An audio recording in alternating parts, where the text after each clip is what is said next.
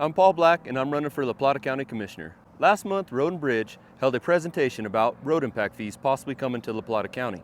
Surprisingly, we were the only 2 residents to attend this meeting. This is what I learned, and I think it's important for you to know as well. Road and Bridge is a very integral part of our county.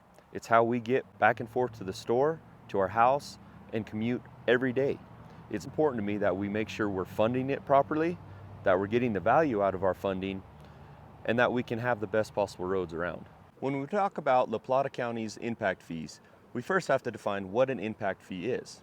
An impact fee is a fee up front for new construction, whether it's a house, an addition, or even non-residential construction. The idea behind impact fees is that new growth will pay for itself, and it won't affect the existing community. Impact fees can also only be used for capital improvements. It can't go to road maintenance or any other operations.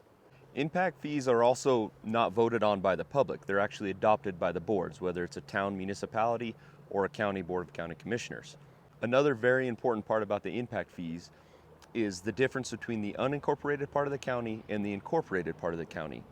And what that is any municipality is considered an incorporated part of the county and they govern themselves. The unincorporated part is outside of those city limits, so outside of Bayfield, Ignacio, or Durango. And this impact fee is specifically for the unincorporated part of the county. You might ask yourself, why are we looking at growth and the possibility of impact fees in the county? And it all comes down to standards. We've always had roads in the county. In fact, I think we have 643 miles of roads. Some of it is paved and some of it is gravel. The county adopted a new standard for road and bridge in 2020 and it went into effect in 2022. With this slide you can see not much of the design of the road has changed. It just really goes to do with how many cars are on the road.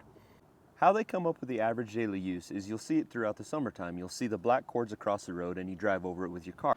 So every time you drive over it, it counts you and then the county takes that and they tabulate the information. We need to keep in mind that every time you adopt a new standard, it usually means it's going to raise your capital improvement costs. And that's with our new standard, just with adding a number to how many average daily use you can have, it's going to possibly mean that you need to take a road from gravel to paved, and that is a huge expense for the county. With new standards increasing the cost of your capital improvements, that's where you start to see impact fees come into place to try to offset those costs. Now when we do that, you have to keep in mind it's going to add the price to square footage for people building, doing additions, and then non-residential use as well. As we sat through the presentation of the impact fee, it really made me start to think about how the county is going to look at what a residential structure is. Is that going to be just a house? Or if you put an RV on your property and it's plugged into a utility, is that considered a resident? All of those questions my wife and I started thinking about and really started diving into it. To my understanding, it comes down to how the county is going to interpret the land use code with these fees.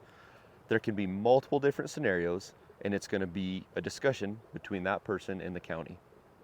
A few more things I started thinking about when I saw this presentation was the difference between the unincorporated and incorporated. When you look at that 165 units that you'll have in the unincorporated on average per year, let's compare it to a municipality. Let's take Bayfield for instance. They're looking at a growth of possibly 500 new residents in the next few years. That's a massive difference, and this impact fee isn't going to be levied against those folks in the incorporated area. And when I think of the roads and the true impacts of it, when you break down the unincorporated to the incorporated, it seems like the incorporated parts are going to have a lot higher impacts to our roads. We also need to think about the time of year. When we're counting these number of cars on these roads and we do it in the summertime, that's usually during peak tourist season.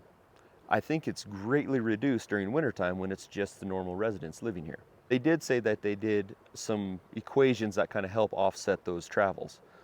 But they also said one of the most favorite thing that tourists like to do during this time is they like to drive on the roads and look at the open space. When I'm thinking of impact fees and the true impact that we see on our roads, I like to look at it in multiple different ways. We do have the unincorporated folks that are possibly going to be building homes, but you have your municipalities, you have your tourist season, and it's a large equation in there. So with an effort of trying to get more information on what people think about impact fees, we've created a survey on our website that you fill out and let us know what you think about all this. Look forward to hearing your feedback, and I hope you guys have a great day.